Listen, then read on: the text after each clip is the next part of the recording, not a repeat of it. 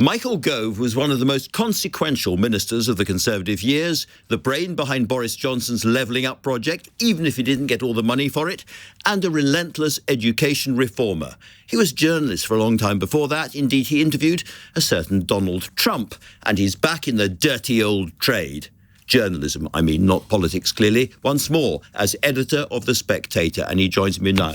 Michael, great to have you on this show. You kind of talked a lot back in the day about the blob and the frustrations of being a minister and trying to deal with the complexities and the scale and the size of British government. What did you make of the Prime Minister's attempt to do much the same, or is it worth to kind of slaughter a lot of the quangos and the other bodies, the regulatory bodies? A wry smile played across my lips because Keir Starmer, when he came to office, seemed like a creature of the blob, the human rights lawyer, the former effective permanent secretary of the Crown Prosecution Service when he was DPP. So it seemed as though he was homo establishmentus. However, one of the other things we know about Keir Starmer is he wants to win, whether it's on the football field or in politics. And he's a quick learner. He makes his mistakes, but he learns from them. And I think the initial trust that he placed in the civil service, he feels was misplaced. Some of the decisions that were made by the Treasury early on, for example, on winter fuel payment and on inheritance tax for farmers, he feels were maladroit. And actually, what he wants to see, I think, is a greater degree of central political control of the Whitehall machine to deliver for him. And he's got two very effective lieutenants in that regard. Well, that takes me to the next obvious point. We've been in this game a long time, both of us. And I can remember under Margaret Thatcher, ministers saying they were going to curb the power of the state, Lord Young and all of that. Same thing happening under John Major and then Tony Blair and all the rest of it. And all the way through, the state has grown and grown and grown, the central state, the Whitehall state. Do you think he has a prayer of reversing that? I think it's going to be difficult for him because, again, there will be many people, including close political and personal friends of his, who will not be sympathetic fellow travellers on this journey. But the two principal lieutenants that he has, Pat McFadden, the Minister in the Cabinet Office, and Morgan McSweeney, his Chief of Staff, I believe have got religion on this. And I believe that they are absolutely determined to run what they call an insurgent government. And one of the things that is concentrating their mind is the threat, abated slightly, but the threat from reform. And the fact that they need to show that the voters they call the hero voters, the working class voters in the North and the Midlands, who may have flirted with Boris and Brexit in the past but have come home to Labour now, they need to be reassured that this government will deliver, and time is running out to deliver. And in that argument, let's look at Morgan McSweeney and Dominic Cummings, who was there in your day. There are certain similarities there, aren't there? There are. I mean, Morgan McSweeney is a much more softly spoken figure, but both of them are effective political campaigners. Morgan McSweeney, the architect of Starmer's landslide. Dominic Cummings, the architect both of the Leave vote and of Boris Johnson's 2019 election victory. And also their analysis of government has converged. They believe that the state needs to be made more efficient. They believe that technology can be the handmaiden of that.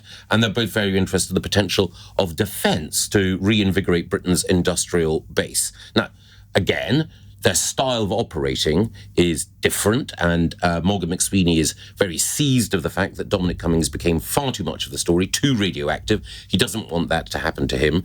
But it is striking, knowing both of them a bit, how similar their analysis is. Absolutely. And that takes us to the other side of the aisle, as it were, what's happening on the right of politics, because obviously you were a big backer of Kemi Badenoch in the old day. She worked for the Spectator back in the old day. She's having a pretty miserable time, I'd put it to you, and that's partly because she has, as it were, blue Labour or a more socially conservative form of Labour on one side and reform on the other. So your advice about how to do better? Well, she's smart enough to know that my advice isn't worth very much, but I think that this week has been a better week for Kemi. You're right that it's very difficult if you're the leader of any party that's just had a drubbing, and when you've got, as Margaret Thatcher didn't have when she was the leader of a defeated Conservative Party, an insurgent force on the right, it's difficult to command media attention, and it's difficult to get one over on the Prime Minister.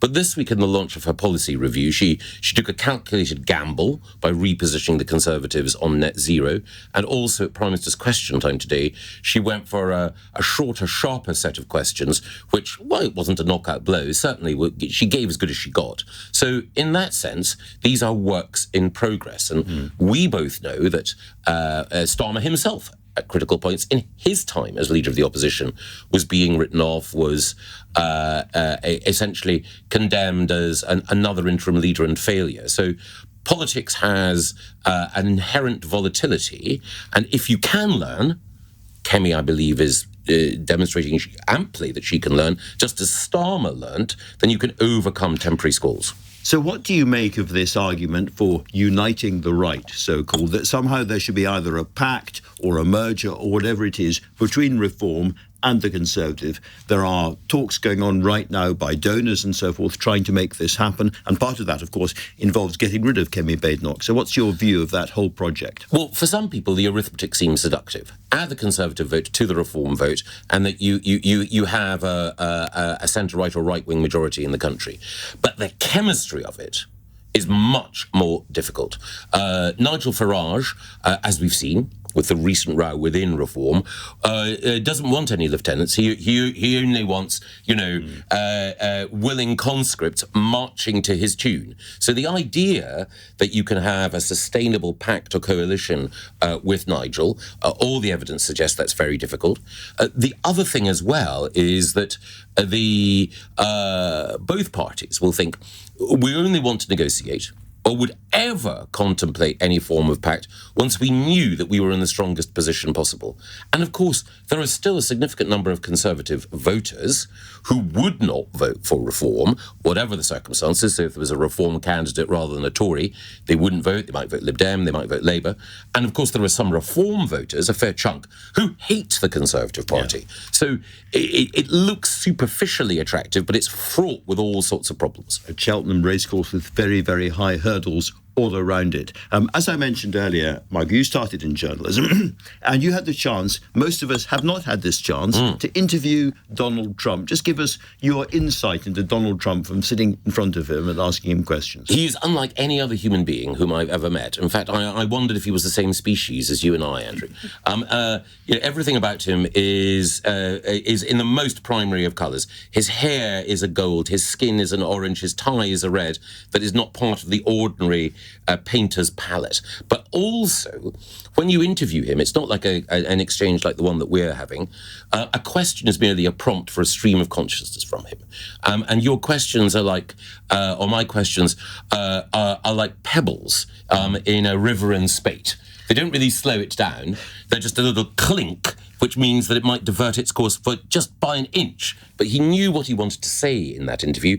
He wanted to, because I conducted it with the editor of a German newspaper, he had a very clear message for Germany and a very clear message for Britain as well. So there is, in everything that he does, a calculation. It may be a mad one, but a calculation.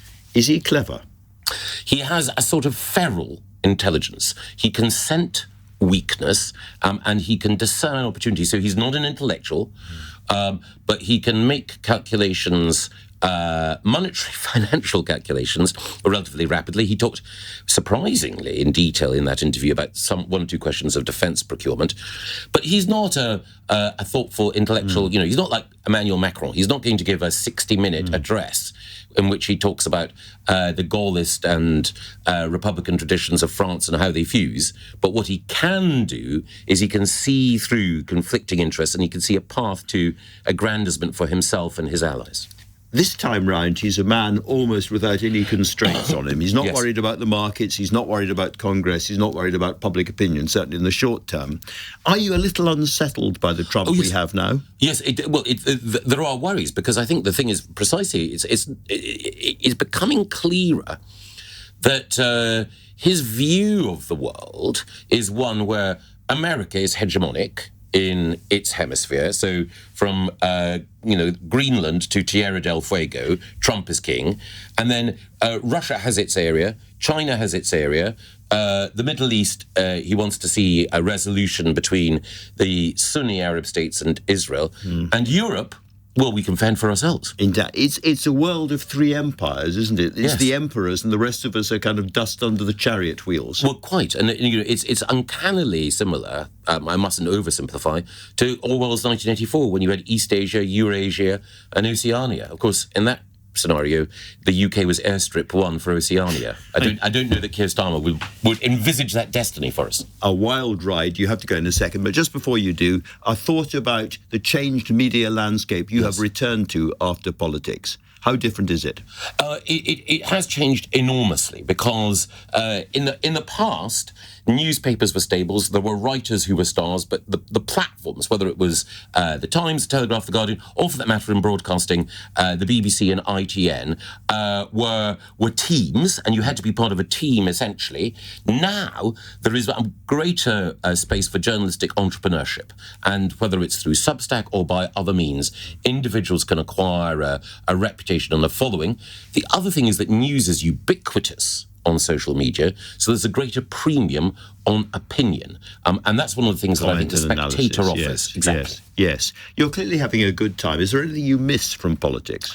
Yes, there are individuals I miss. So one of the things about politics is that even though there's rivalry, there's also camaraderie. And the sense, again, of being part of a team when you're trying to do something that you believe to be worthwhile, and working together and judging how it is that you can make the arguments to advance a cause. It's intoxicating, but it's also exhausting. So in some respects, I'm better off at. It hasn't been an exhausting conversation, but it has been an intoxicating one. Michael Gove, thank you very much indeed for joining me.